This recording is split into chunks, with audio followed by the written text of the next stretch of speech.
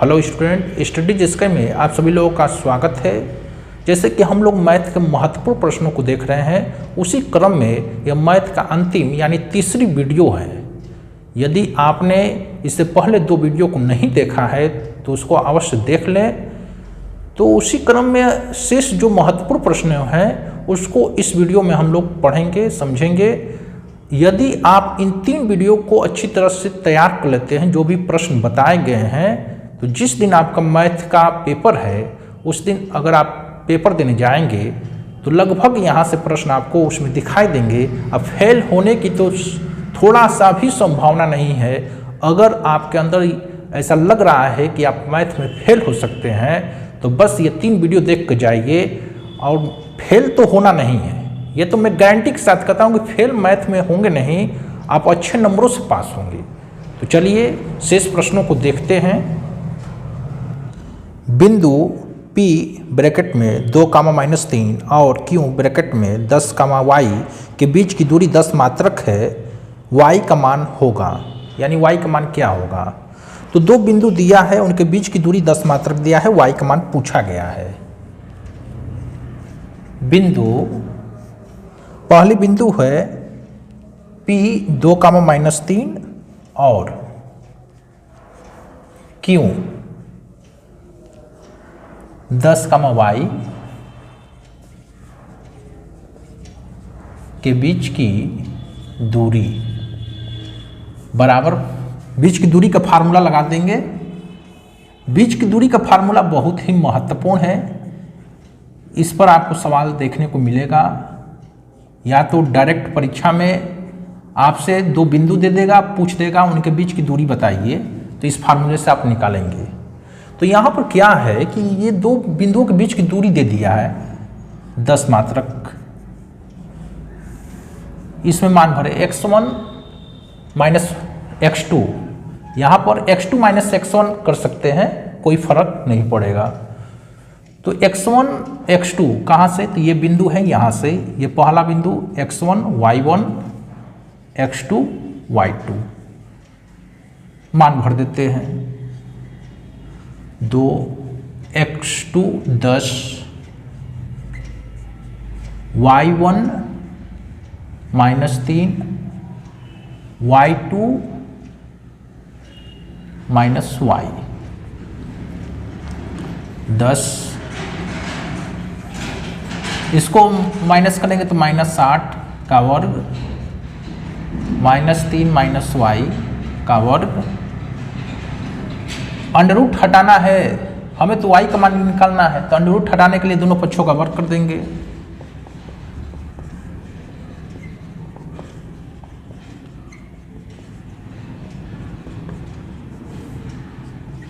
तो 10 का वर्ग करेंगे तो 100, ये पूरा का वर्ग करेंगे, आप दिखा भी सकते हैं 10 का वर्ग, इसका पूरा का वर्ग करेंगे तो अंडर रूट हट जाएगा। और यहाँ पे देखिए -8 का वर्ग होता है 64,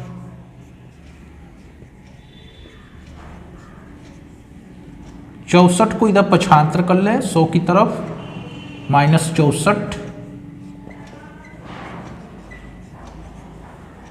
100 में से 64 माइनस करेंगे 36,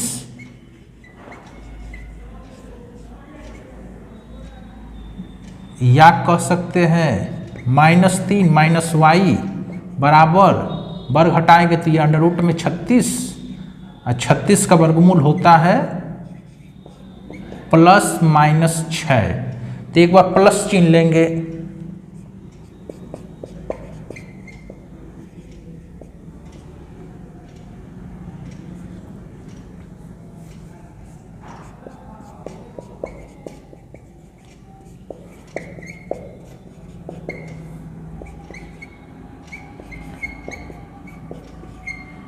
-y बराबर 6, प्लस चिन्ह लिया तो +6 यानी 6, y को उधर पक्षांतर, मतलब y का मान निकालना है तो 3 को उधर पक्षांतर करेंगे तो -3 है, इधर आएगा तो +3, -y बराबर 9, y बराबर -9। उसी तरह माइनस चिन्ह एक बार लेंगे,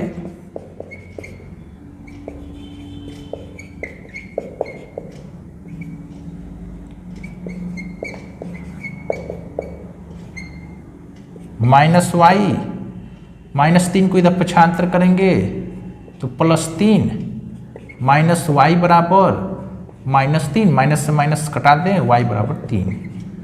तो ये y के आपके मान है, अतः y बराबर -9 और एक मान है 3, -9, 3, ये y के दो मान हैं। तो इस तरह ये प्रश्न आपका कंप्लीट होता है। नेक्स्ट प्रश्न को देखते हैं। निम्नलिखित समीकरण को हल कीजिए। 1/x + 4 माइनस 1/x - 7 बराबर 11/30, कॉमा लगा कर दिया है, x बराबर नहीं है -4, 7।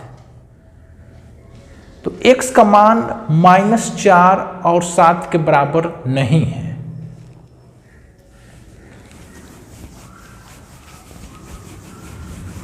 तो इस टाइप का प्रश्न आपसे पूछा जाता है कि समीकरण का हल क्या होगा।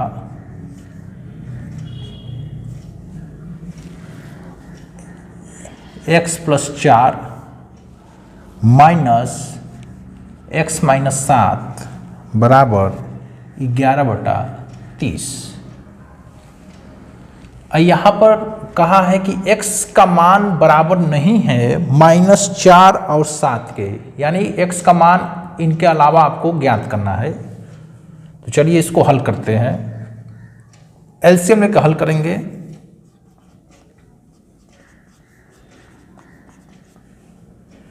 तो ये गुणा करा दें।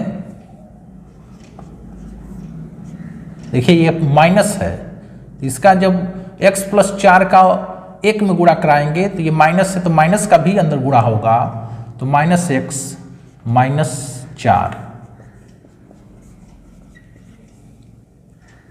देखिए प्लस में x है, माइनस में x है, कट गया, -7 - 4 -11। इसका मल्टीप्लाई करा दे, गुणा करा दे, x² -7x + 4x -28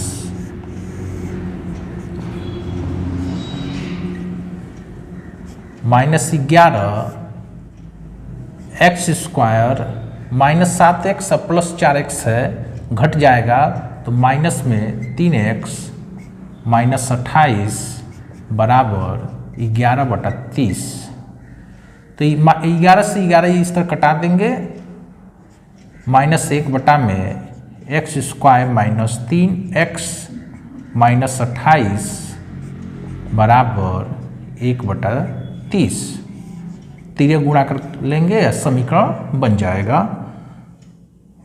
x² -3x -28, 30 का -1 में गुणा करेंगे तो -30, 30 को इधर पक्षांतर कर लें, -28, 30 को इधर पक्षांतर करेंगे तो +30 बराबर 0, x² -3x, ये आपका क्या हो जाएगा, -28 + 30 घटकर +2। अब 3 का खंड करना है। खंड करते हुए आपको x का मान निकालना है, या तो आप खंड विधि से कर लीजिए या सूत्र से, सिद्धाचार्य का जो सूत्र होता है उस पर हल कर लेंगे। तो इसका खंड सिंपल है, 2 + 1, यानी लिखेंगे तो -2x - x + 2। हल करेंगे तो कितना होगा, -2x - x -3x। अब इन दोनों में कॉमन देखेंगे तो x है, माइनस इन दोनों में कॉमन 1 माइनस है, तो यहां का चिन्ह बदल जाएगा, प्लस है तो माइनस।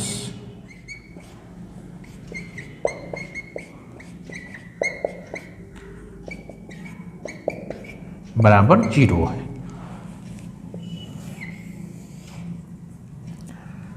यदि प्रत्येक ब्रैकेट के बराबर 0 लेकर हम लोग x का मान निकाल लेंगे, तो x बराबर आ गया 2, और ये दूसरा जो ब्रैकेट है x - 1 बराबर 0, तो x बराबर 1। अतः x बराबर 2,1।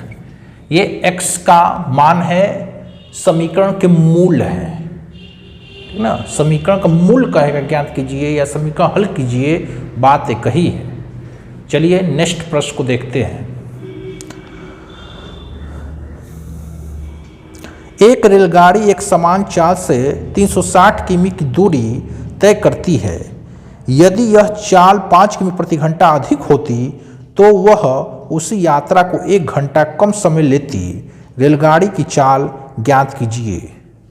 तो रेलगाड़ी की चाल कितनी है ये आपसे पूछा गया है। तो सपोज कर लेंगे कि माना रेलगाड़ी की चाल x किमी प्रति घंटा है।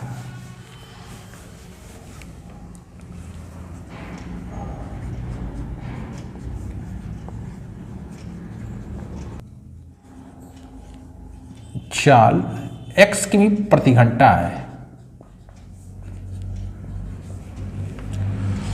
तो कह रहा है प्रश्न में, एक रेलगाड़ी एक समान चाल से 360 किमी की दूरी तय करती है।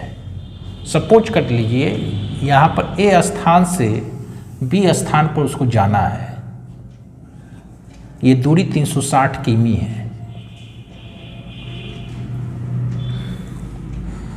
तो रेलगाड़ी की चाल हमने सपोज कर लिया कि रेलगाड़ी x किमी प्रति घंटा की चाल से चल रही है। तो 360 किमी तय करने में उसको टाइम कितना लगेगा, A से B तक आने में उसको टाइम कितना लगेगा। T बराबर समय बराबर, फार्मूला आपको पता रहना चाहिए, समय बराबर दूरी बटा चाल। तो समय बराबर दूरी, दूरी बटा चाल, तो दूरी कितना है 360। चाल किस चाल से चल रही है, तो x किमी प्रति घंटा x। फार्मूला आपको पता रहना चाहिए, समय बराबर दूरी बटा चाल, इसका यूज किया गया है।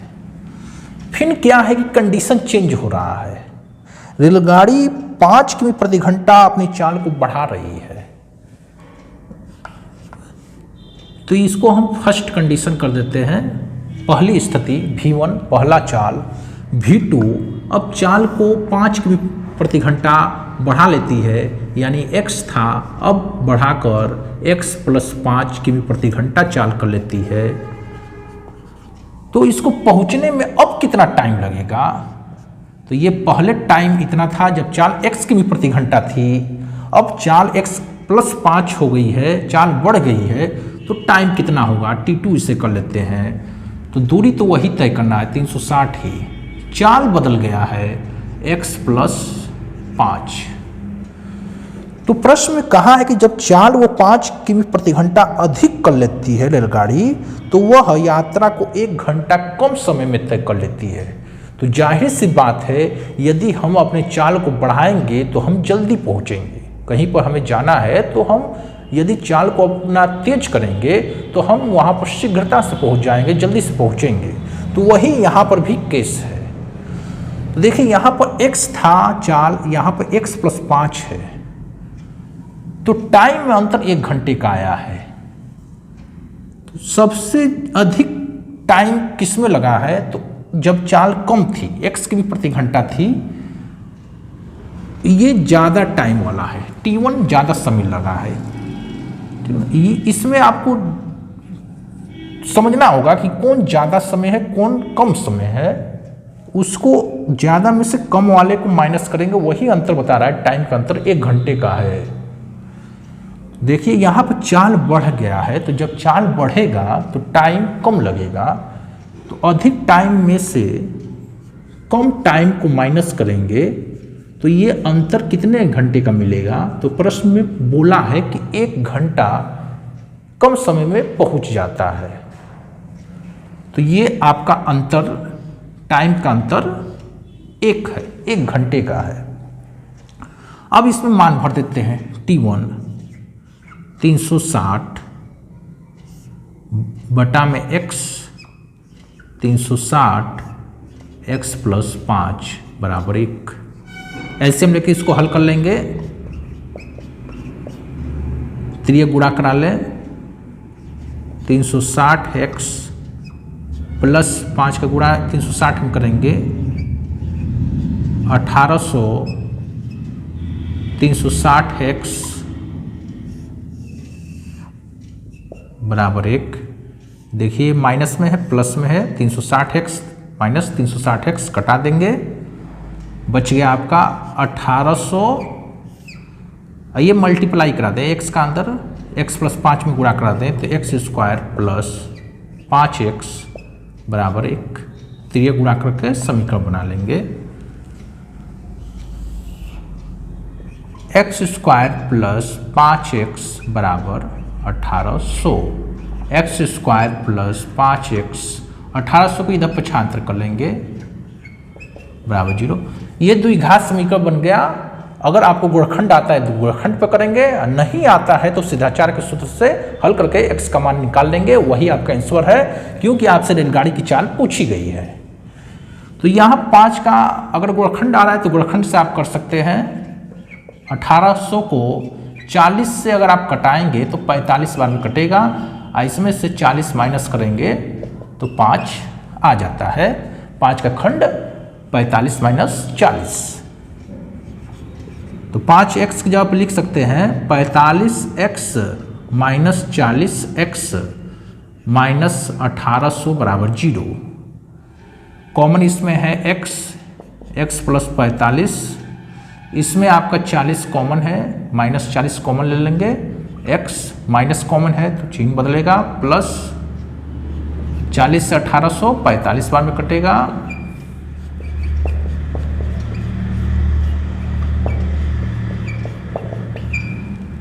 प्रत्येक ब्रैकेट के बराबर 0 लेकर x का मान देखेंगे कितना आता है। 45 को तो पक्षांतर करेंगे माइनस 45, जो कि अग्राह्य है, मान्य नहीं होगा। x माइनस 40 बराबर 0, x बराबर 40। तो ये आपका आ गया रेलगाड़ी की चाल बता देंगे। अतः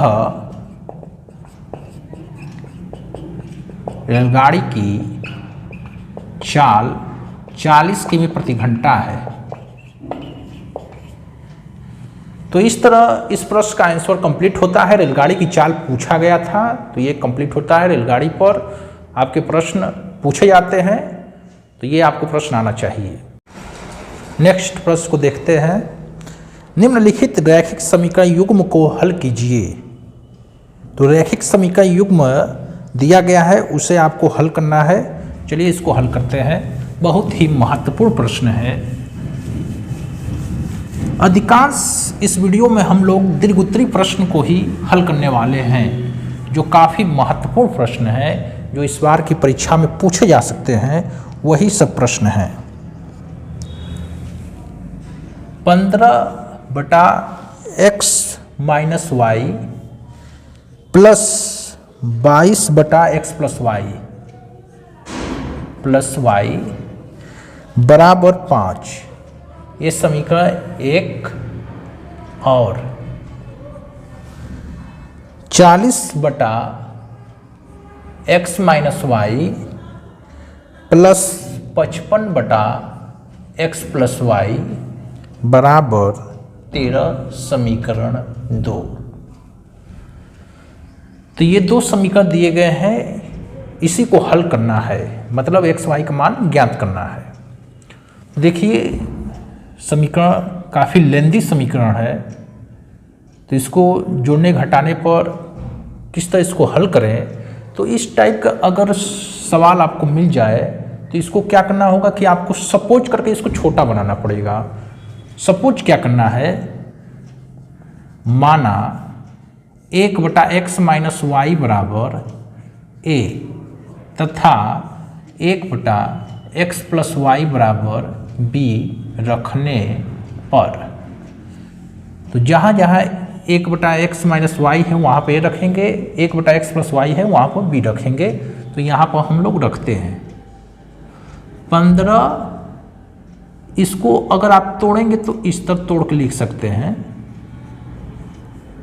ठीक ना। इसको फिर मल्टीप्लाई कराएंगे 15 का 1 में, तो यही आपका बनेगा 22 को 22 गुणे 1/, x प्लस वाई बराबर 5 और 40/x माइनस वाई को भी लिख सकते हैं x माइनस वाई 55 गुणे 1/x प्लस वाई बराबर 13। 15 1/x माइनस वाई की जगह पर लिख देंगे a plus 22 1/x plus Y की जगह पर लिख देंगे b बराबर 5।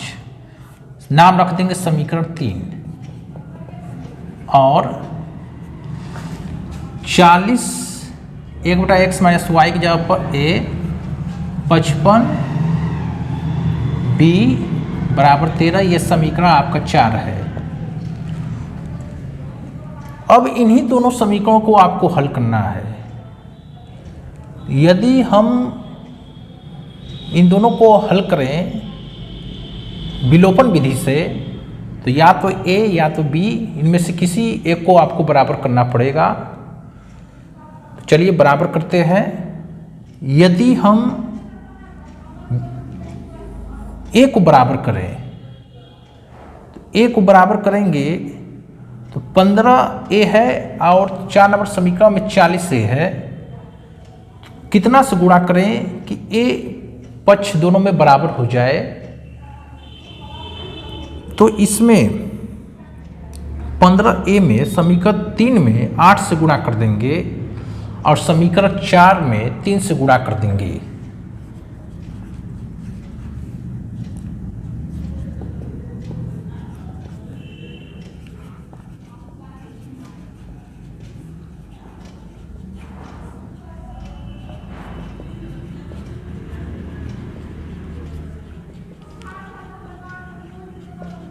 गुणा करने पर चलिए 3 में 8 का गुणा करा देते हैं। 15 8 120 a 22 का 8 में गुणा कराएंगे 176 b 5 में 8 का गुणा करेंगे 40। समीकरण इसको नाम दे देंगे 5 और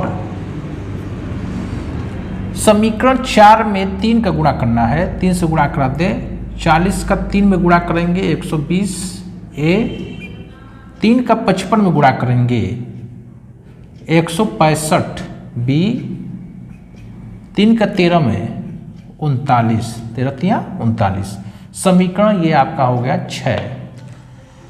अब क्या करेंगे समीकरण 5 और 6 को घटाएंगे तो a कट जाएगा।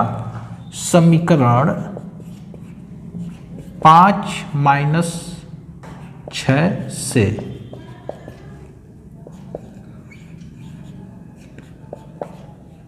176 b बराबर 40। ये समीकरण आपका 5 है।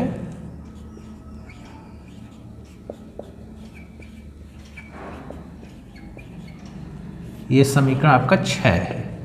घटाने पर चिन्ह बदलता है माइनस माइनस माइनस।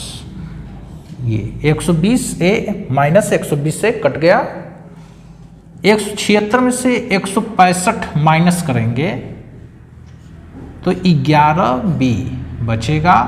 40 में से 39 माइनस करेंगे तो 1 b बराबर 1/11। तो b बराबर 1/11 आ गया। b जो कि आपके सवाल में b कहीं भी नहीं है। हमने b सपोज किया था 1/x प्लस वाई बराबर b। तो इसका ओरिजिनल मान जो b का ओरिजिनल मान है उसको यहाँ पर पुट करेंगे। यानी b की जगह पर हम लिख सकते हैं 1/x प्लस वाई बराबर 1/11 या पलट देंगे। नहीं तो आप तिर्यक गुणा करा लोगे। तो जब बाएं तरफ पलटेंगे तो दाएं तरफ भी पलटता है। तो x प्लस वाई बराबर 11। ये समीकरण आपका हो गया 7।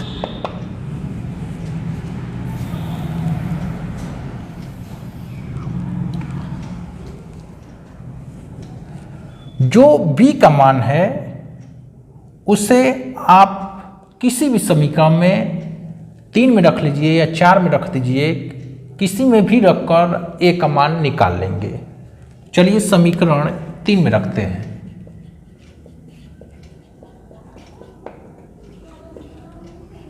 b बराबर 1/11 रखने पर समीकरण 3 उतार लें।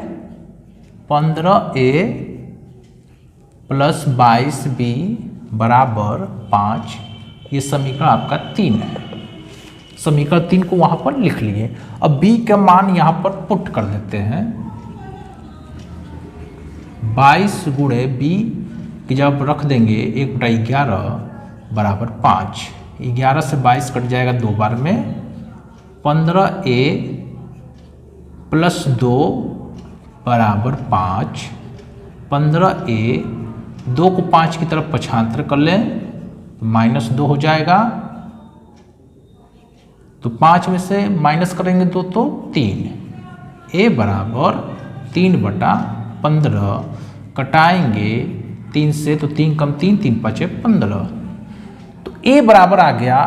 तो a का यानी a की जगह पर हम रख देंगे 1/x - y बराबर 1/5, या पलट देंगे तो x - y बराबर 5। समीकरण ये आपका 8 हो गया। आपको ए बी का मान नहीं निकालना है, समीकरण हल करना। हल कीजिए का मतलब ये है कि एक्स वाई का मान ज्ञात करना है।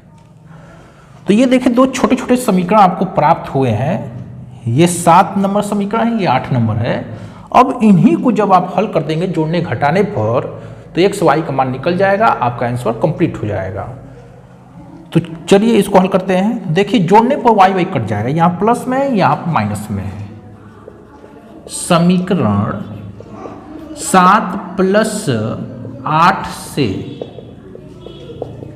समीकरण 7 है x + y बराबर 11। समीकरण 8 है x - y बराबर 5।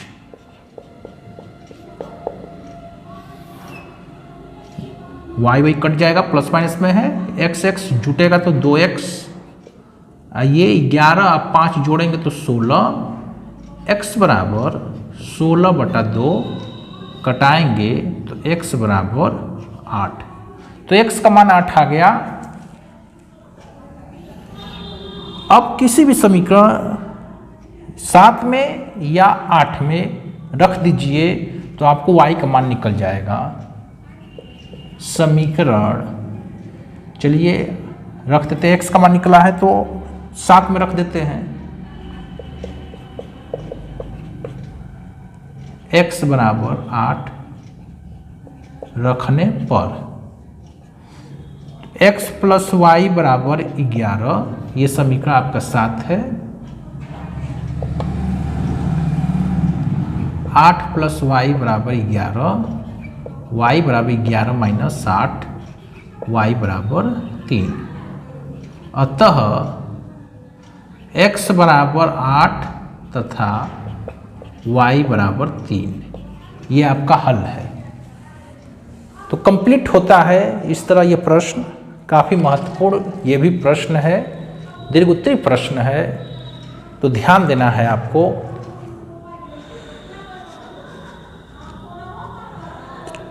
तो चलिए नेक्स्ट प्रश्न को देखते हैं। निम्नलिखित वार्ता बंटन एक समाज में प्रतिदिन 30 घरों में दूध का व्यय दर्शाता है। दूध का व्यय दर्शाता है यानी खर्च दर्शाता है। तो दो क्षैतिज कॉलम दिया है। तो पहला जो कॉलम है प्रतिदिन दूध का जो व्यय है वो दिया है, दूसरे कॉलम में घरों की संख्या बताई गई है। तो 2 कॉलम तो आपका दिया है। पूछा है उपयुक्त आंकड़ों से बहुलक ज्ञात कीजिए। देखिए बहुलक, माध्य, माध्यक, ठीक है ना। माध्य को ही समांतर माध्य कहते हैं, माध्यक को ही माध्यिका कहते हैं। तो ये आपको तीनों सवाल आने चाहिए। बहुलक आना चाहिए, माध्यिका आनी चाहिए, समांतर माध्य आना चाहिए। प्रश्न इस पर बनते हैं।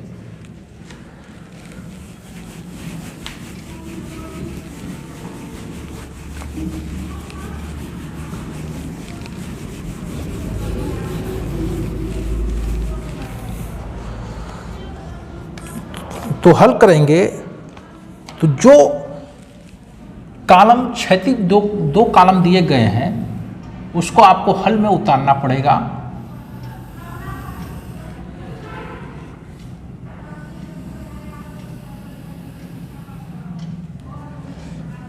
जब आप इस प्रश्न को हल करेंगे बोर्ड के एग्जाम में तो इन दोनों कॉलमों को आपको उतारना पड़ेगा।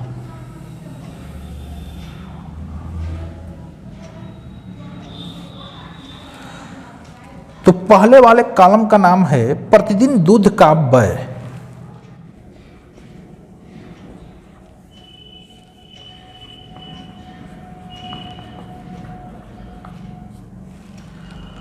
घरों की संख्या, जो दूसरा कॉलम है उसमें घरों की संख्या बताई गई है।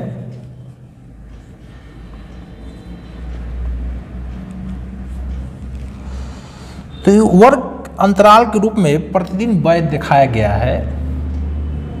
0 से 30, 30 से 60 यानी 30 का गैप है। 60 से 90, 90 से 120, 120 से 150।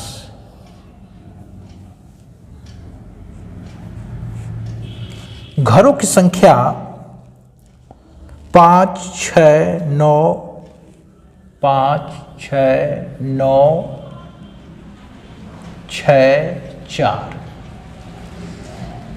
ये आपका दिया है। तो जब हल करेंगे तो आपको ये जो कॉलम है, जो सारणी एक दी गई है, उसको आपको बनाना पड़ेगा। बहुलक पूछा गया है तो बहुलक से संबंधित आपके कुछ छोटे छोटे प्रश्न भी बहुविकल्पी में पूछ लिए जाते हैं, वो आपको आने चाहिए। जैसे मान लीजिए कुछ आंकड़े दे दिए जाते हैं 2, 3, 4, 5, 3, 6, 3, 8, 9, 3, 2 कह देगा कि बहुलक बताइए। तो आंकड़े दिए रहेंगे या बहुलक आपसे पूछ देगा तो उसमें देखते हैं कि कौन सा अंक सबसे अधिक बार आया है। तो देखिए 3 सबसे अधिक बार, जिस अंक की फ्रीक्वेंसी यानी पुनरावृत्ति सबसे ज़्यादा हुई होगी उसी को हम बहुलक कहते हैं। तो इस टाइप का बहुविकल्पी में प्रश्न पूछता है तो आपको आना चाहिए। तो ये सारणी का प्रश्न है, सारणी का प्रश्न पूछेगा, बहुलक उसे आपको ज्ञात करना होगा। तो कैसे उसको आप लगाएंगे तो उसको हम लोग देखते हैं। देखिए 2 कॉलम है तो पहला कॉलम आपके x के मान को दर्शाता है, दूसरा कॉलम f के मान को यानी बारंबारता को शो करता है। तो वर्ग अंतराल में देखेंगे किस वर्ग अंतराल की बारंबारता सबसे अधिक है। तो यहाँ पर 9 बारंबारता है। ये वर्ग अंतराल 60 से 90 की 60 से 90 वर्ग अंतराल की बारंबारता सबसे अधिक 9 है। तो जिस वर्ग अंतराल की बारंबारता सबसे अधिक होगी वह आपका F1 होता है। अब आपको अल्फ़ाबेट के अनुसार, पूर्णांक के अनुसार अब F1, F2, F0 अब शो करना है। तो F1 के बाद F2 पड़ता है, F1 से पहले F0, ये F0।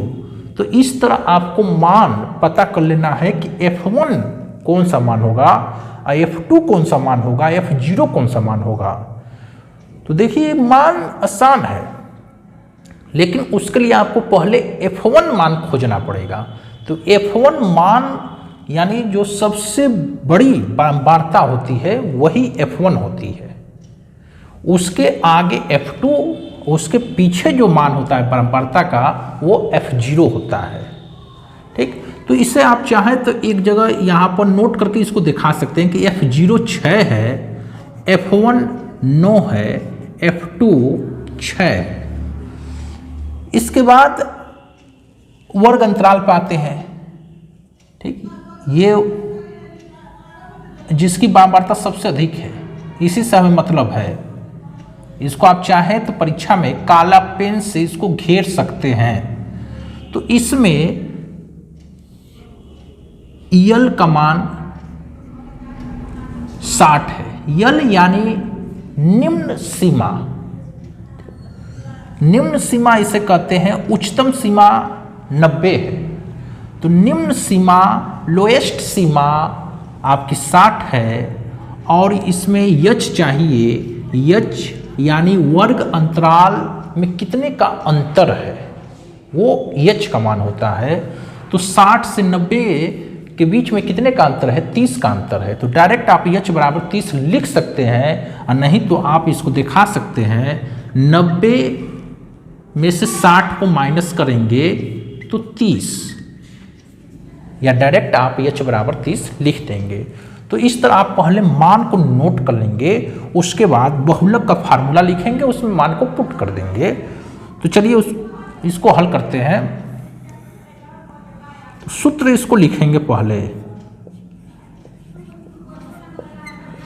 बहुलक बराबर यल प्लस F1 माइनस F0 बटा में 2F1 minus F0 minus F2 गुणे H। ये बहुलक का फार्मूला होता है। अच्छे तरह से आपको याद रहना चाहिए, नहीं तो परीक्षा में जाकर फार्मूले में ही कंफ्यूजन होता है। और आसान से प्रश्न जो कि 6 नंबर में पूछा जाता है, 6 नंबर 4 नंबर में प्रश्न ये आता है, तो ये आपके ठीक ना जा सकता है, नंबर ये आप कट सकते हैं। तो फार्मूले आपको आने चाहिए। चलिए इसमें मान अब भरते हैं। तो यल निम्न सीमा कितनी है, 60। F1 कितना है, 9। F0 6, 2 गुणे F1 9, F0 6,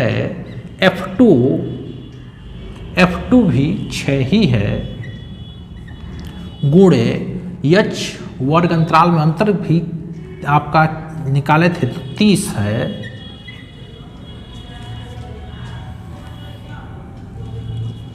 60 प्लस 9 में से 6 माइनस करेंगे तो 3, 2 का 9 में गुणा करेंगे 18, माइनस 6 माइनस 6 माइनस 12 गुणे 30। 3 बटा 18 में से 12 माइनस करेंगे 6 गुणे 30।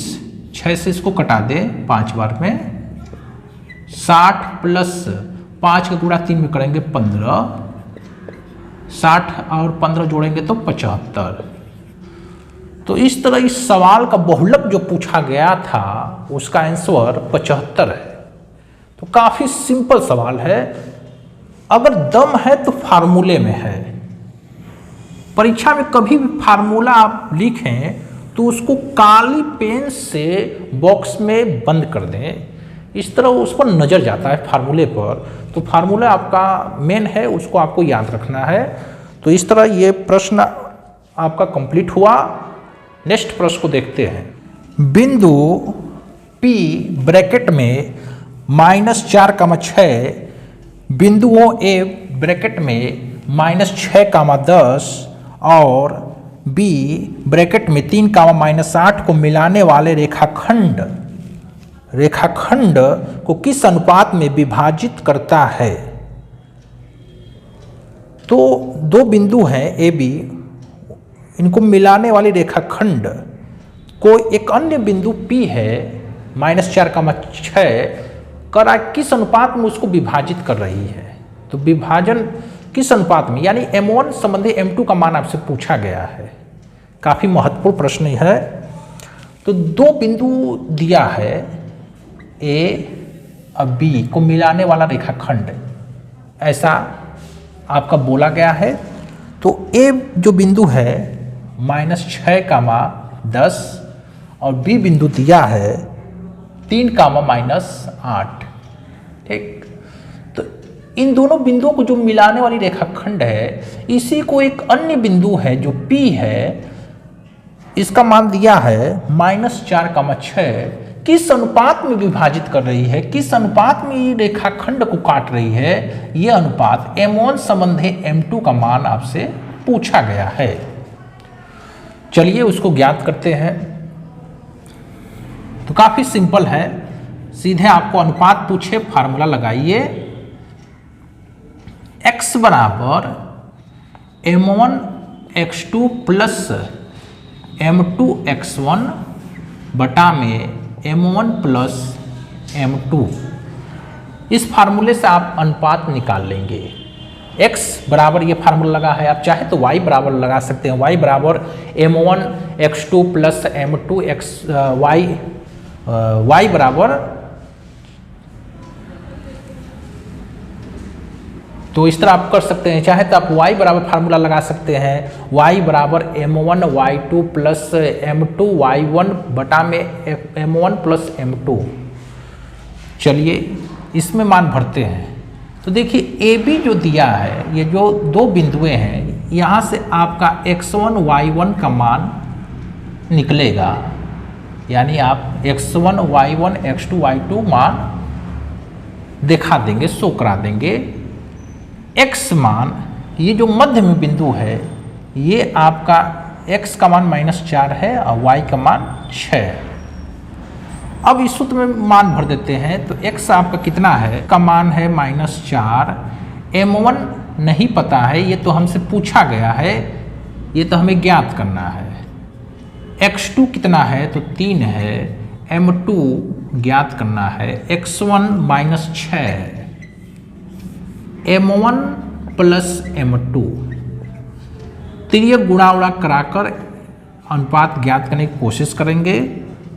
चलिए तिर्यक गुणा करा लेते हैं। -4 m1 -4 m2, आइए गुणा करेंगे तो 3 m1 -6 m2। अब m1 को बाएं तरफ, m2 को दाएं तरफ पक्षांतर कर लेंगे। तो -4 m1 -3 m1 -6 m2, -4 m2 को पक्षांतर करेंगे दाएं तरफ तो +4 m2। तो -4 m1 -3 m1 -7 m1, ये आपका हो जाएगा -2 m2। तो माइनस से माइनस कटा देंगे तो m1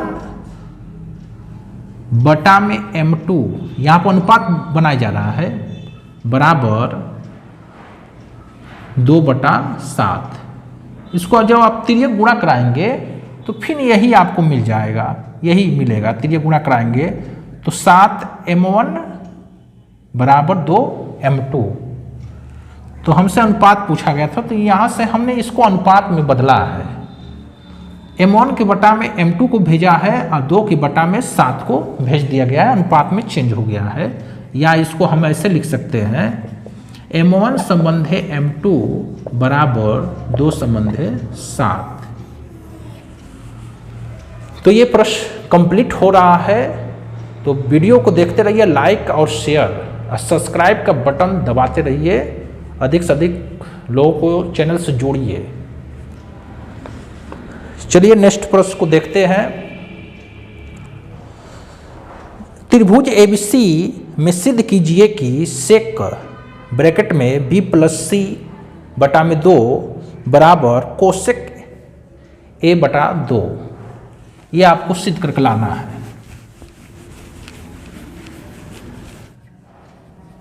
सेक B + C बटा में 2 बराबर कोसेक A बटा 2, ये आपको सिद्ध करने को कहा है।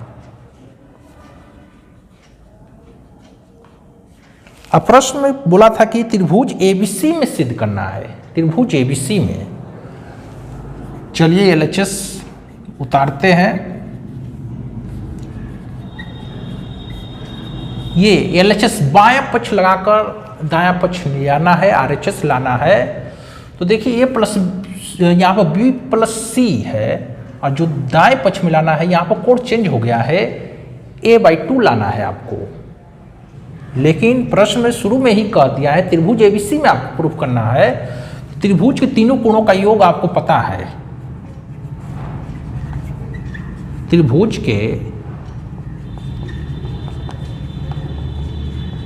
तीनों कोणों का योग 180 अंश होता है। a प्लस बी प्लस सी बराबर 180। यहाँ से हम लोग क्या करेंगे, a का मान निकालेंगे, नहीं a का नहीं, यहाँ से हम लोग b प्लस सी का मान निकालेंगे, ये दोनों कोणों का मान निकालेंगे। तो a को क्या करेंगे, इधर पक्षांतर कर लेंगे तो माइनस a हो जाएगा, 180 माइनस a। तो इसका मतलब ये हुआ कि हम b प्लस सी की जगह पर लिख सकते हैं 180 माइनस a। चलिए इसको लिखते हैं, सेक b प्लस सी की जगह पर लिख देंगे 180 माइनस a, और ये बटा में 2 है तो 2। सेक 2 को अब क्या करेंगे कि अलग अलग इसको बांट देंगे, 180 बटा 2 माइनस a बटा 2। 2 से 180 कटेगा तो ये 90 बार में कट जाएगा, a बटा 2। अब यहाँ से फार्मूला लग जाएगा, सेक 90 माइनस थीटा बराबर कोसेक थीटा। कोसेक थीटा की जगह पर है a बटा 2। तो ये आपका RHS आ गया, सिद्ध होता है। तो सिंपल ही सवाल है, प्रूफ हुआ। चलिए ऊंचाई दूरी के प्रश्न को देखते हैं।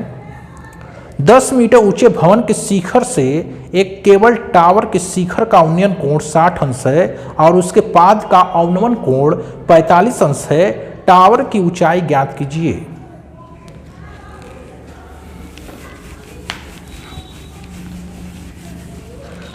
तो 10 मीटर ऊंचे भवन के शिखर से एक केबल टावर के शिखर का उन्नयन कोण 60 अंश है और उसके पाद का अवनमन कोण 45 अंश है। टावर की ऊंचाई आपसे पूछी गई है।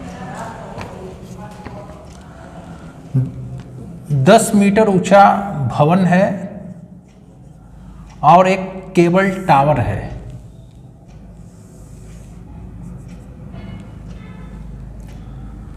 तो भवन के शिखर से केबल टावर के शिखर का उन्नयन कोण 60 अंश, प्रश्न में बोला है कि भवन के शिखर से टावर के शिखर का उन्नयन कोण 60 अंश है और इसके पाद का मतलब टावर के पाद का आधार का अवनमन कोण 45 अंश है। भवन के शिखर से ही सब बोला गया है कि भवन के शिखर से टावर के शिखर का कोण 60 अंश और इसके टावर के पाद का अवनमन कोण 45 अंश है।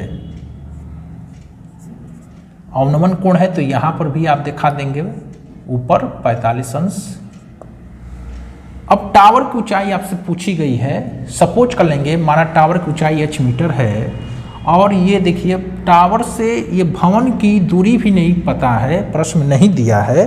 तो सपोज कर लेंगे कि x मीटर की दूरी पर है, टावर से भवन के बीच की दूरी x मीटर की दूरी है। चलिए जो पूछा है उसको मान लेंगे। माना टावर की ऊंचाई h मीटर तथा टावर से भवन यानी घर की दूरी x मीटर है। ये पूरी ऊंचाई हमने टावर की h सपोज कर ली है और ये दूरी x मीटर सपोज कर ली गई है कि भवन और टावर के बीच की जो दूरी है x मीटर है। नाम लिख दें A B C D E। देखिए एक ये जो आकृति है बीच में, ये आयत की तरह आपको दिखाई दे रहा है। तो आयत में आमने सामने की भुजाएं बराबर होती है। ये x है तो ये भी x होगा। ये 10 है तो यहाँ से लेकर यहाँ तक की दूरी जो ऊंचाई है वो भी x मतलब 10 होगी। तो शेष कितना होगा, ये ऊंचाई जो शेष बच गई, तो टोटल में से जो टोटल हमने h माना है, h में से 10 को माइनस कर देंगे, ये शेष ऊंचाई है। तो दो त्रिभुज आपको दिखाई दे रहा है, एक 45 अंश वाली त्रिभुज है, एक 60 अंश वाली त्रिभुज है। तो चलिए पहले 45 अंश वाले त्रिभुज को हल करें। यहाँ से आसानी पूर्वक हमें x का मान निकल जाएगा। त्रिभुज नाम है इसका CDE में tan कोण 45 अंश, लंब बटा आधार, लंब 10 आधार x। 45 अंश का मान 1 होता है, 10 बटा x त्रिय गुणा कराएंगे तो x बराबर 10 मीटर। ये टावर और भवन के बीच की दूरी 10 मीटर है। अब 60 अंश वाले कोण वाले त्रिभुज को हल करते हैं। त्रिभुज ABE में tan 60 अंश बराबर, इसमें लंब है h-10, आधार है x। 60 अंश का मान होता है करनी में 3, h-10 बटा में x। तो ये गुणा इसका x का करनी में 3 में कराते हैं, करनी में 3x बराबर h-10। तो देखिए ये जो 45 अंश वाले त्रिभुज को हल किए थे तो वहाँ पर x का मान आपका निकला था 10। इसमें पुट कर देते हैं, करनी में 3, x का मान 10, यहाँ पर लिख देंगे x बराबर 10 रखने पर, करनी में 3, इसको गुणा करेंगे तो 10 करनी में 3 बराबर h-10। h का मान आपसे पूछा गया है, टावर की ऊंचाई, तो 10 को इधर पक्षांतर कर लेंगे, 10 करनी में 3 प्लस 10 बराबर h, या h बराबर 10 कॉमन ले लेंगे, करनी में 3 प्लस 1 मीटर। ये टावर की ऊंचाई है। अगर प्रश्न में √3 का मान दिया रहेगा तो आप यहाँ मान रखेंगे, उसको रख कर हल करेंगे। नहीं दिया है तो यहीं पर आप इसको छोड़ देंगे, ये आपका आंसर हो जाएगा। चलिए नेक्स्ट प्रश्न को देखते हैं। ये भी ऊंचाई दूरी का प्रश्न है। किसी मीनार के आधार से A और B दूरी पर एक ही सरल रेखा में स्थित दो बिंदु P और Q से देखने पर मीनार के ऊपरी सिरे के उन्नयन कोण कोटिपूरक हैं। सिद्ध कीजिए कि मीनार की ऊंचाई √AB है।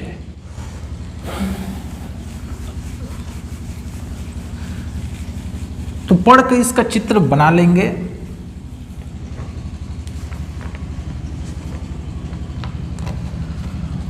तो मीनार के आधार से दो बिंदुओं की दूरी बताया गया है।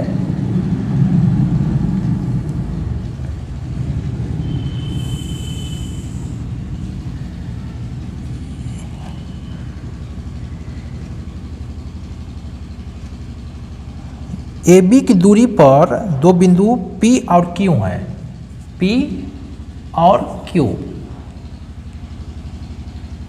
और मीनार के शिखर का जो कोण इनके द्वारा बन रहा है ये एक दूसरे के कोटिपूरक है।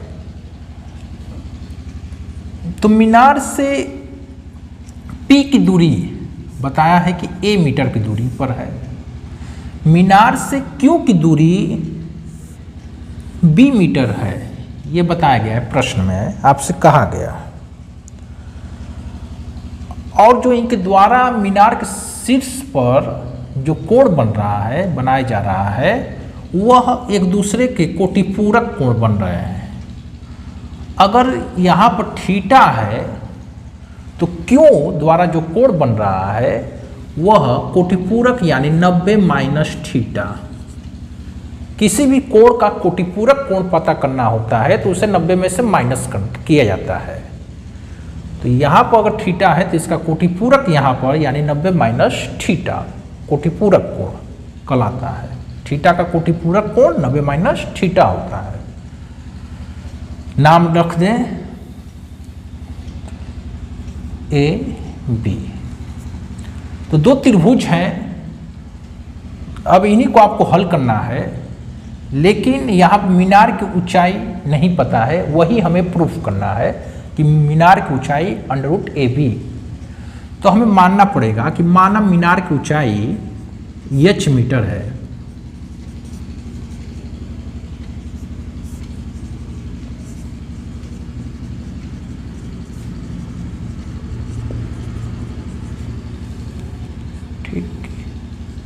एच मीटर हमने सपोज कर लिया।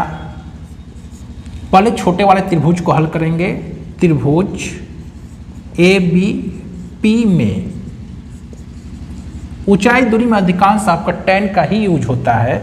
tan थीटा, कोण थीटा ही है। लंब बटा आधार, लंब है h, आधार है छोटे वाले त्रिभुज का a। समीका 1 करके इसको छोड़ देंगे क्योंकि यहाँ पर tan थीटा है, यहाँ पर कोई कोण नहीं है, 30 अंश 45 अंश का नहीं है कि हम मान रखेंगे, तो इसको ऐसे ही छोड़ देंगे। अब चलेंगे दूसरे त्रिभुज ए बी क्यू में tan, इस त्रिभुज का कोण कितना है तो 90 माइनस थीटा है, बराबर tan का सूत्र होता है लंब बटा आधार। लंब देखिए इस बड़े वाले त्रिभुज में तो लंब है h, आधार टोटल कितना है तो b है। tan 90 माइनस थीटा, यहाँ से फार्मूला लगेगा, tan 90 माइनस थीटा बराबर cot थीटा होता है। cot थीटा बराबर h बटा b।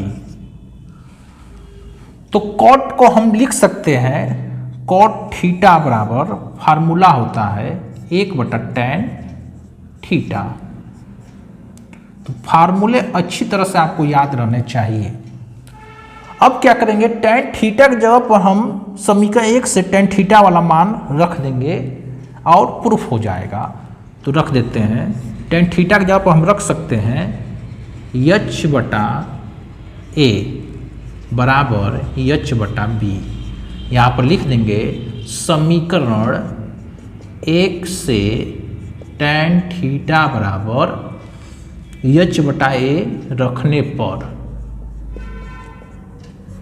तो चलिए, तो इसको tan थीटा की जगह पर रख दिए h बटा a। अब इसको पलट देंगे तो a बटा h बराबर h बटा b, तिर्यक गुणा करा दे तो h स्क्वायर, h का h में गुणा हो तो h स्क्वायर बराबर ए बी, तो h बराबर अंडर रूट ए बी। यही हमें सिद्ध करना था, सिद्ध हो गया, सिद्ध हुआ। तो यही हमसे प्रश्न में कहा था कि मीनार की ऊंचाई अंडर रूट ए बी है, इसे आप प्रूफ कीजिए। तो इस तरह ये प्रश्न सिद्ध होता है। नेक्स्ट प्रश्न को देखते हैं। एक घड़ी की मिनट की सुई जिसकी लंबाई 14 सेंटीमीटर है, इस सुई द्वारा 10 मिनट में बनाए गए त्रिज्यखंड का क्षेत्रफल ज्ञात कीजिए। एक मिनट की सुई है जिसकी लंबाई 14 सेंटीमीटर दिया है और 10 मिनट में उसके द्वारा जो त्रिज्यखंड बनाया गया उसका क्षेत्रफल कितना है, यह आपसे पूछा गया है। देखिए, पहले तो आपको ये पता रहना चाहिए कि मिनट की सुई 1 मिनट में कितने अंश का कोण बनाती है।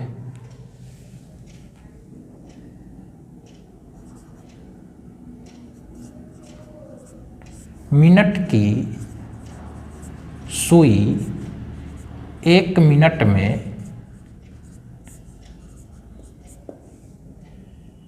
6 अंश का यानी 6 डिग्री का कोण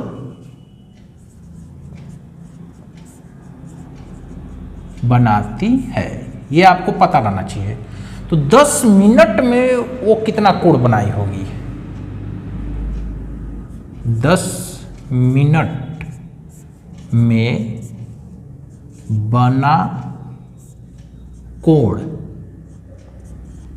बराबर 1 मिनट में 6 डिग्री, तो 10 मिनट में तो 6 डिग्री में 10 का गुणा कर देंगे, यानी 60 अंश का कोण मिनट की सुई द्वारा 10 मिनट में बनेगा। तो ये तो कोण हमें पता चल गया। और सुई की लंबाई दी है जो कि आपकी त्रिज्या के काम करेगी, वो त्रिज्या के काम कर रही है, उसकी लंबाई है 14 सेमी। तो त्रिज्यखंड का क्षेत्रफल पूछा गया है। ठीक, ये सपोज कीजिए ये घड़ी है, मिनट की सुई यहाँ पर है और 10 मिनट में ये 12 पर है, 1 2 3, तो ये 10 मिनट मान लीजिए यहाँ पर आ गया। तो ये क्षेत्रफल जितना तय की है यही आपसे पूछा गया है कि कितना वो क्षेत्रफल तय की है, यही आपको बताना था। तो ये कोण आपने पता कर लिया कि यहाँ पर कोण जो बन रहा है वो 60 अंश का बन रहा है, और सुई की जो लंबाई है वो 14 सेंटीमीटर है, जो कि त्रिज्या का काम कर रही है। तो त्रिज्यखंड का आपको फार्मूला पता रहना चाहिए, रख देंगे उसमें मान भर देंगे, सब आपको पता है, आंसर आ जाएगा। त्रिज्यखंड का क्षेत्रफल बराबर थीटा बटा 360 पाई आर स्क्वायर। थीटा है 60, 360 बटा में 360, पाई का मान रख दें 22/7, त्रिज्या है 14 का वर्ग, इसको कटा दें, 60 से कटाएंगे 360 को, 1/6, 22/7, 14 का वर्ग 196 होता है, 7 से कटा दें, 7 दूना को 14, 7/8 56, 28 बार में कट जाएगा। 2 से इसे कटाएंगे 3 बार में, ये 2 से कटेगा 11 बार में, 11 का 28 में गुणा कर दें, 11/8 88, हाथ से बचल 8, 11 दूना 22, 8 30, यानी 308 बटा में 3, ये आपका आ गया सेंटीमीटर स्क्वायर क्षेत्रफल का मात्रक ये होता है। तो 308 बटा में 3 सेंटीमीटर स्क्वायर। आप चाहे तो इसे भाग देकर पॉइंट में भी चेंज कर सकते हैं, नहीं तो इस तरह छोड़ देंगे। तो ये भी सवाल आपका कंप्लीट होता है। तो चलिए नेक्स्ट प्रश्न को देखते हैं। चित्र में एक चतुर्थांश OPBQ के अंतर्गत एक वर्ग OABC बना हुआ है। यदि OA बराबर 20 सेमी है तो छायांकित भाग का क्षेत्रफल ज्ञात कीजिए। तो चित्र आपके प्रश्न में बना हुआ दिया है और छायांकित भाग का क्षेत्रफल आपसे पूछा गया है। तो चित्र दिया है, इस तरह से चित्र आपका बना है,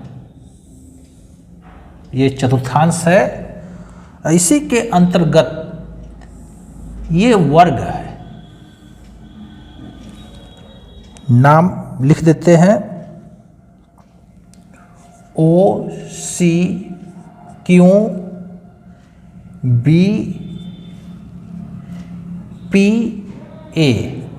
और यहाँ पर छायांकित किया गया है। ये भाग छायांकित है और छायांकित भाग का आपसे क्षेत्रफल पूछा गया है। और क्या है इस प्रश्न में दिया है कि OA की लंबाई दी गई है 20, ये 20 सेमी है, ठीक। तो देखिए छायांकित भाग का पूछा गया है, तो चतुर्थांश का क्षेत्रफल में से इस वर्ग का क्षेत्रफल माइनस कर देंगे तो छायांकित भाग का क्षेत्रफल निकल जाएगा। लेकिन उसके लिए चतुर्थांश का जो फार्मूला होता है पाई आर स्क्वायर बटा में 4, चतुर्थांश के क्षेत्रफल का ये फार्मूला है। इसमें त्रिज्या चाहिए, जो कि त्रिज्या नहीं दिया है, त्रिज्या आपको निकालना पड़ेगा। चलिए कैसे त्रिज्या को निकालेंगे। तो देखिए ये सेंटर है, केंद्र है। देखिए ये केंद्र से ये परिधि तक की दूरी ही आपकी त्रिज्या होती है, जो कि वर्ग का विकर्ण है। ये वर्ग का विकर्ण भी है और इस चतुर्थांश की त्रिज्या का भी काम कर रहा है। तो वर्ग का विकर्ण का फार्मूला लगा लेंगे तो ये वर्ग का विकर्ण हमें पता चल जाएगा। तो वर्ग का नाम लिखना चाहे तो लिख सकते हैं, आप लिख कर दिखा दीजिए। वर्ग OABC का विकर्ण बराबर फार्मूला होता है 1 करनी में 2। ये वर्ग के विकर्ण का फार्मूला होता है, या आप चाहें तो पाइथागोरस प्रमेय से भी वो उसको निकाल सकते हैं, नहीं तो डायरेक्ट वर्ग का विकर्ण का फार्मूला आप लगा दोगे। ए क्या है? भुजा है। भुजा कितनी है वर्ग की? 20 करनी में 2। ये आ गया विकर्ण।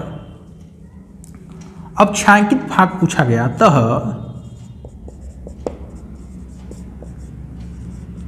छायांकित भाग का क्षेत्रफल आपसे पूछा गया है बराबर चतुर्थांश का क्षेत्रफल, चतुर्थांश, पूरा चतुर्थांश का क्षेत्रफल। लेकिन हमें पूरा नहीं बताना है, बस छायांकित भाग का। तो इस वर्ग को निकाल देंगे उसमें से, चतुर्थांश के क्षेत्रफल में से वर्ग का क्षेत्रफल निकाल दें। वर्ग OABC का क्षेत्रफल माइनस कर देंगे चतुर्थांश के क्षेत्रफल में से। चतुर्थांश का क्षेत्रफल का फार्मूला होता है πr²/4। वर्ग का क्षेत्रफल होता है भुजा स्क्वायर। मान भर दे, पाई का मान 22/7 या 3.14, जो भी इच्छा आप रख सकते हैं। तो 3.14 में रख रहा हूं। त्रिज्या कितनी है? तो देखिए चतुर्थांश की त्रिज्या, जो वर्ग का विकर्ण है वही चतुर्थांश की त्रिज्या का काम कर रहा है। तो त्रिज्या आपकी है 20 करनी में 2 का वर्ग बटा में 4। वर्ग का क्षेत्रफल भुजा स्क्वायर, वर्ग की भुजा है 20 का वर्ग 3.14, 20 करनी में 2 का वर्ग 800 बटा में 4, 20 का वर्ग 400। कटा दें 800 को 4 से 200, 200 का 3.14 में गुणा करा दें। तो देखिए 2 जीरो है, गुणा आप कराएंगे जब 2 स्थान पर ये दशमलव है तो दशमलव हट जाएगा, 2 का इसमें गुणा कराएंगे तो 8 2 6 यानी 628 माइनस 400, 228 सेमी स्क्वायर क्षेत्रफल। आप छायांकित भाग का क्षेत्रफल पूछा गया था, तो इस तरह छायांकित भाग का क्षेत्रफल हो जाएगा 228 सेंटीमीटर स्क्वायर। तो ये भी प्रश्न आपका कंप्लीट होता है। अब अगला प्रश्न है, काफी महत्वपूर्ण ये भी प्रश्न है। 7 मीटर व्यास वाला 20 मीटर गहरा एक कुआं खोदा जाता है और खोदने के द्वारा जो मिट्टी निकली है समान रूप से फैलाकर 20 मीटर गुणे 14 मीटर वाला एक चबूतरा बनाया गया है। इस चबूतरे की ऊंचाई ज्ञात कीजिए। तो एक कुआं खोदा गया, कुएं से जो भी मिट्टी निकली है उससे क्या किया गया है कि एक चबूतरा बना दिया गया है। उस चबूतरे की ऊंचाई आपसे पूछी गई है। तो देखिए इस टाइप का प्रश्न पूछा जाता है कि एक चीज से दूसरी चीज बनाई जाती है, तो इस टाइप के प्रश्न बनते हैं। कभी इस तरह देगा कि शंकु पिघलाकर बेलन बनाया गया है, तो इस टाइप के चीजों में आयतन सेम होता है। तो जो कुएं से जो मिट्टी निकली है, जो मिट्टी का आयतन होगा वही चबूतरे का आयतन होगा।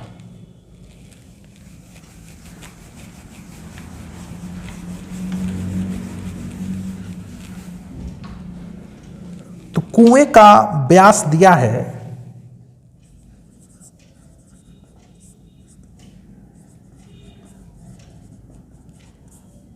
कुआं का व्यास जो है वो 7 मीटर है। त्रिज्या निकाल लेंगे, त्रिज्या हो जाएगी व्यास की आधी होती है। फिर इसके बाद उसकी गहराई दी गई है, गहराई कहिए या ऊंचाई कहिए, h बराबर दिया है। गहराई इसकी बोला है 20 मीटर है। ठीक, इतनी जानकारी है। और इससे जो चबूतरा बना है उसकी लंबाई चौड़ाई दिया है। ठीक, ये कुएं का व्यास और त्रिज्या दिया था और चबूतरे का दिया है।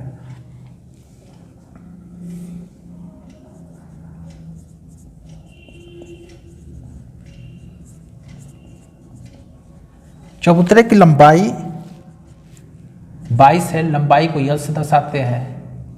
फिर उसकी चौड़ाई जो है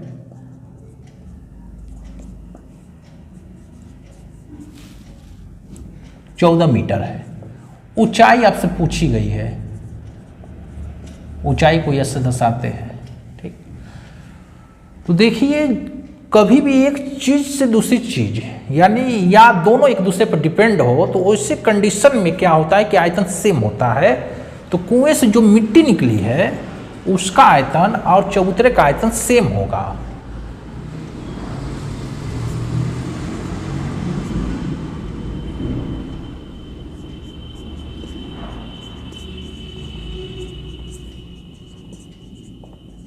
मिट्टी का आयतन, क्योंकि वो मिट्टी जो चबूतरा बना है वो कुएं से ही निकली है, तो कुआं से निकली मिट्टी का आयतन बराबर चबूतरे का आयतन।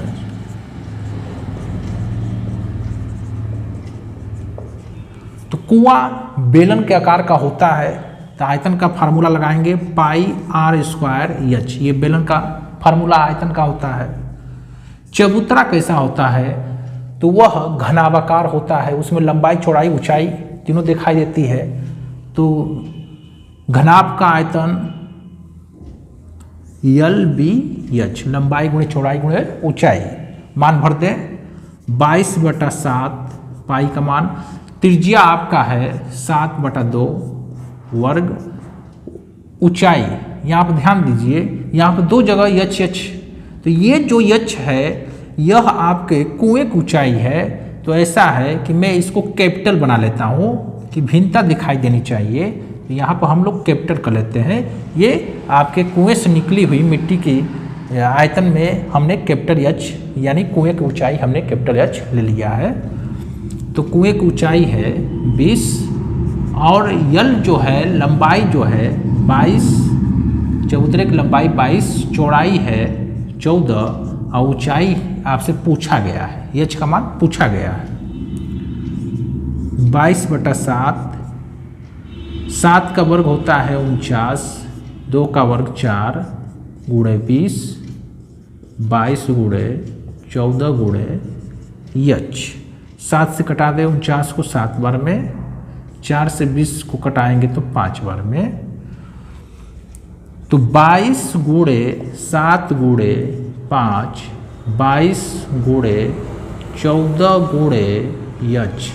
देखिए इधर भी 22 है, यहाँ पर भी 22 है, इसको कटा देंगे और 7 से ये 14 दो बार में कट जाएगा यानी 5 बच गया, इधर बच गया 2 एच। एच बराबर 5/2, एच बराबर 2 का भाग देंगे तो 2.5 मीटर।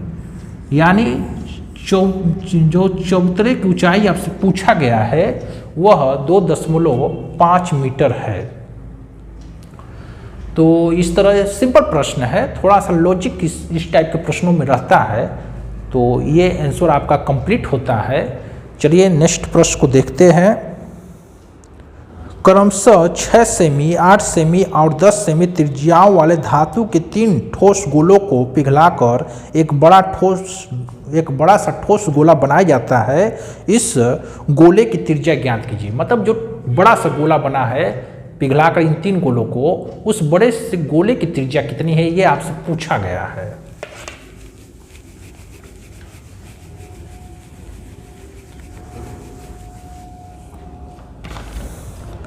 तो इस टाइप के प्रश्न पूछे जाते हैं कि गोले को पिघलाकर एक बड़ा सा गोला बना दिया गया। तो यहाँ पर देखिए छोटे छोटे 3 गोले हैं, इनकी त्रिज्या भी बताई गई है। पहला जो गोला है 6 सेमी की त्रिज्या का है, दूसरा जो गोला दिया गया है वो 8 सेमी त्रिज्या का है,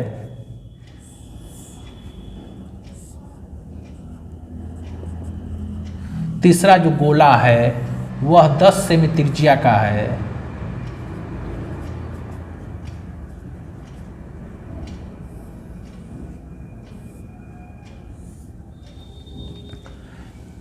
इन्हीं तीनों को पिघलाकर एक बड़ा सा गोला बना दिया गया है। तीनों को पिघलाकर एक बड़ा सा गोला बनाया गया है। तो इस गोले की त्रिज्या आपसे पूछी गई है। हम सपोज कर लेते हैं इस बड़े से गोले की त्रिज्या r है, सपोज कर लिए। तो देखिए वही सवाल अभी जो हमने लगाया था, सेम टू सेम मिलते जुलते वही सवाल है कि इन तीनों को पिघलाकर ये बना, उसमें क्या था, कुएं से मिट्टी निकली थी, चबूतरा बनाया गया था। तो आयतन सेम रहेगा इस कंडीशन में। तो तीनों गोले का जो आयतन होगा वो मिलकर ये बड़े वाले गोले के आयतन के बराबर होगा। तो इसको हल करते हैं। तीनों छोटे गोलों का आयतन,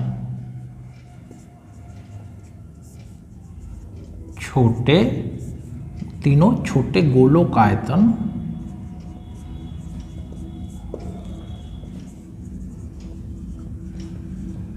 बराबर होगा ये जो पिघला का बड़ा सा गोला बना है उसके आयतन के, बड़े गोले का आयतन।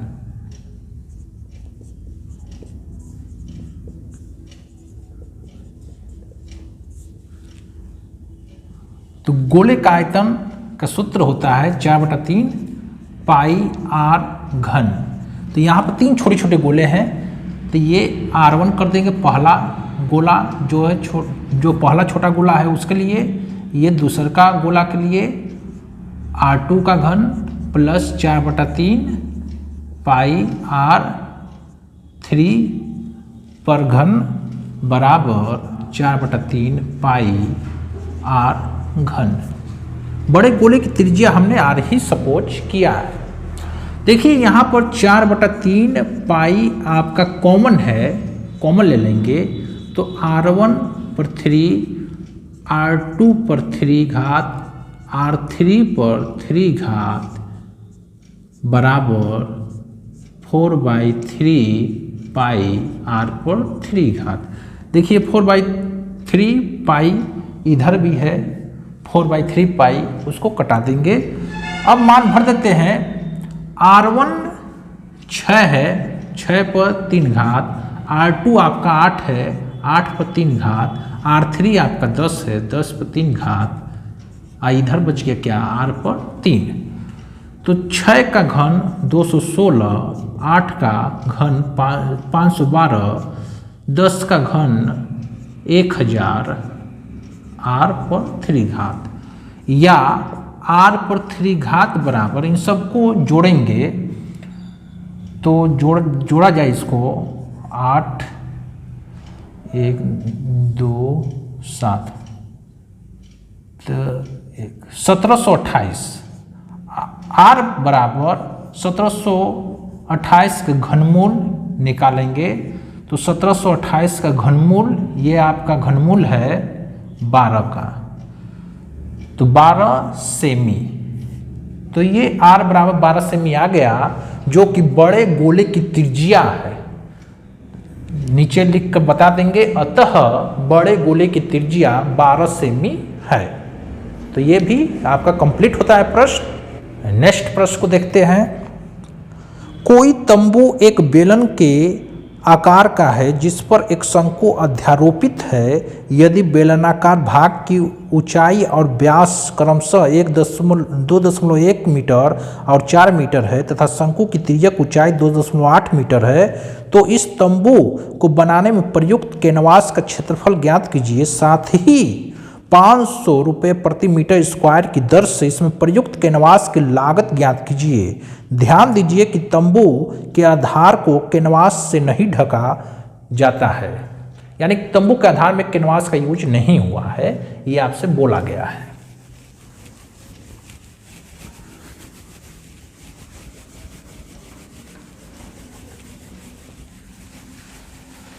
तो एक तंबू बनाया गया है,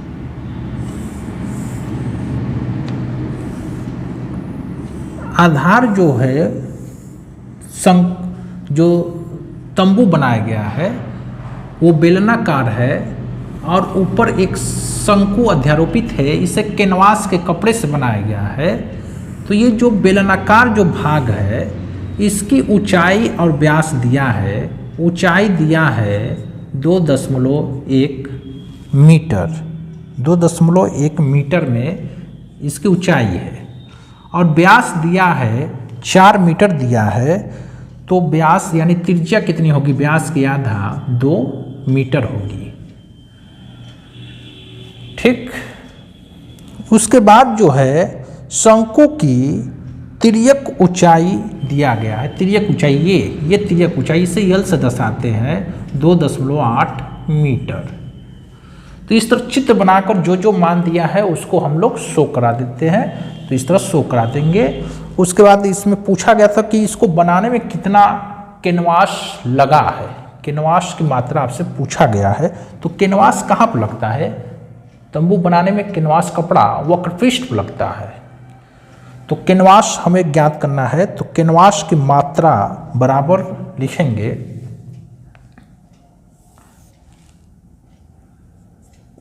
तंबू को बनाने में प्रयुक्त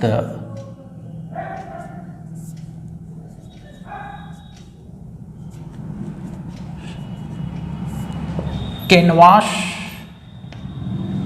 बराबर, तंबू को बनाने में कितना कैनवास प्रयोग हुआ है, कैनवास बराबर। तो कहाँ तंबू को कहाँ कहाँ कैनवास लगा है? तो देखिए ऊपर जो है इस तंबू में शंकु के आकार का है, शंकु का वक्रपृष्ठ प्लस बेलन का वक्रपृष्ठ, शंकु का पृष्ठ प्लस बेलन पृष्ठ, बेलन का वक्रपृष्ठ, या लिख सकते हैं शंकुआकार भाग का वक्रपृष्ठ प्लस बेलनाकार भाग का वक्रपृष्ठ। अब फार्मूला आपको पता रहना चाहिए। शंकु का वक्रपृष्ठ का फार्मूला होता है पाई आर एल, बेलन का वक्रपृष्ठ 2 पाई आर एच। तो यहाँ पर देखिए पाई आर कॉमन है, बचेगा यल, और यहाँ पर बचेगा क्या, पाई आर कॉमन ले लेंगे तो 2h। अब मान इसमें भर दे, पाई का मान जो भी इच्छा हो 3.14 रखो या 22/7 रख दें। त्रिज्या कितनी है? तो त्रिज्या 2 है। तिर्यक ऊंचाई कितना है? 2.8 है। ऊंचाई कितनी है? बेलन की ऊंचाई है 2.1, 2 का गुणा कराएंगे 22 में तो 44/7, 2.8 प्लस 2 का 2.1 में गुणा करेंगे 4.2, 44/7, इसको जोड़ेंगे 2.8 प्लस 4.2 तो हो जाएगा 7, 7 से 7 कट गया, 44 मीटर में है तो मीटर स्क्वायर। तो कैनवास कितना तंबू बनाने में कैनवास प्रयोग हुआ है? 44 मीटर स्क्वायर, ये आपको पता चल गया। फिर इसके बाद पूछा है कि व्यय कितना आया, खर्च कितना आया, कैनवास की लागत मूल्य पूछा गया है। तो 1 मीटर स्क्वायर कैनवास का मूल्य बताया है। 1 मीटर स्क्वायर कैनवास का मूल्य बराबर 500 रुपया है, ये आपके प्रश्न में बोला है। तो आपका तो कैनवास तंबू को बनाने में 44 मीटर स्क्वायर लगा है। तो 44 मीटर स्क्वायर कैनवास का मूल्य ले जाकर 500 में 44 का गुणा कर देंगे, 22,000 रुपये।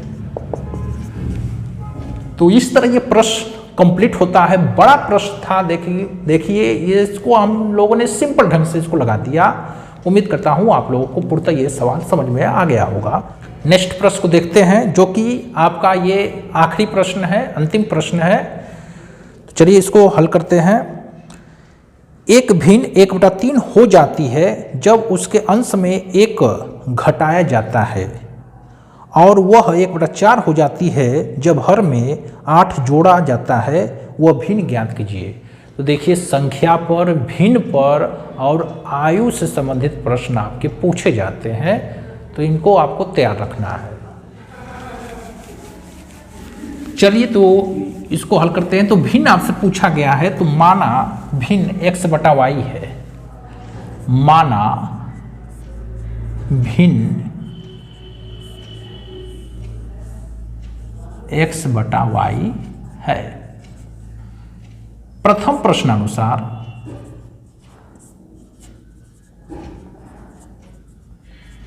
प्रथम प्रश्नानुसार ये है कि भिन्न 1/3 हो जाती है। कब होती है? जब उसके अंश में 1 घटाया जाता है। ये भिन्न है, आपने सपोज किया इसके अंश ये है, नीचे वाला हर है, तो अंश में से 1 घटाया जाता है, यानी x में से 1 घटाया गया तो भिन्न 1/3 हो गई। अब इसको तिर्य गुणा करके हम समीकरण बना लेंगे। 3x - 3 बराबर y, 3x y को इधर पक्षांतर कर ले -y, 3 को दाएं तरफ पक्षांतर कर ले, -3 है इधर आएगा तो +3, समीकरण 1 हो गया। द्वितीय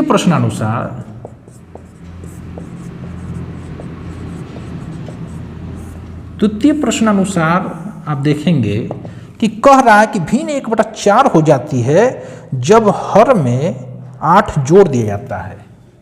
तो भिन्न तो यही है आपकी, कह रहा है कि हर में 8 जोड़ दिया जाता है, 8 जोड़ दीजिए तो भिन्न 1/4 हो जाती है। तिर्य गुणा करके समीकरण तैयार कर लेंगे। y + 8, y को इधर पक्षांतर कर ले x की तरफ, समीकरण 2। अब इन्हीं समीकरण को 1, 2 को हल करना है, x, y का मान निकालना है। तो दिखाई दे रहा है कि समीकरण को अगर हम घटाएंगे तो y वाला कट सकता है और x का मान निकल जाएगा। तो चलिए उसको हल कर लेते हैं।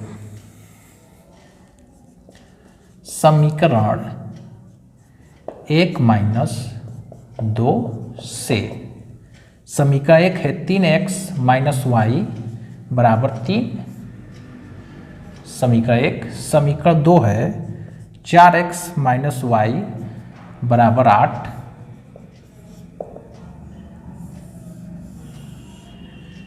घटाने पर चिन्ह बदलता है, माइनस है तो प्लस, प्लस है तो माइनस, ये y कट गया। 3x में से 4x माइनस करेंगे तो क्या बचेगा? तो माइनस में बचेगा x, क्योंकि माइनस वाला बड़ा है। यहाँ पर देखिए 3 में से 8 माइनस करेंगे तो क्या बचेगा? तो -5, माइनस से माइनस कटा दें तो x बराबर 5, ये x का मान हो गया। समीकरण 1 में या 2 में x बराबर 5 रख दें, 1 में x बराबर 5 रखने पर समीकरण 1 है 3x - y बराबर 3। परीक्षा में एकदम आराम से आपको प्रश्न को लगाना है। जिस समीकरण में मान रखने जा रहे हैं उस समीकरण को अच्छी तरह से आपको लिखकर तभी मान उसमें शो करना है, कोई जल्दीबाजी नहीं है, नहीं तो आपके नंबर कट भी सकते हैं। तो x का मान रख दे 5 - y बराबर 3, 15 - y बराबर 3, -y बराबर 15 को 3 की तरफ पक्षांतर कर लें, -15, -y बराबर -12, माइनस माइनस कट गया, y बराबर 12। तो y का मान ये निकल के आ गया। अतः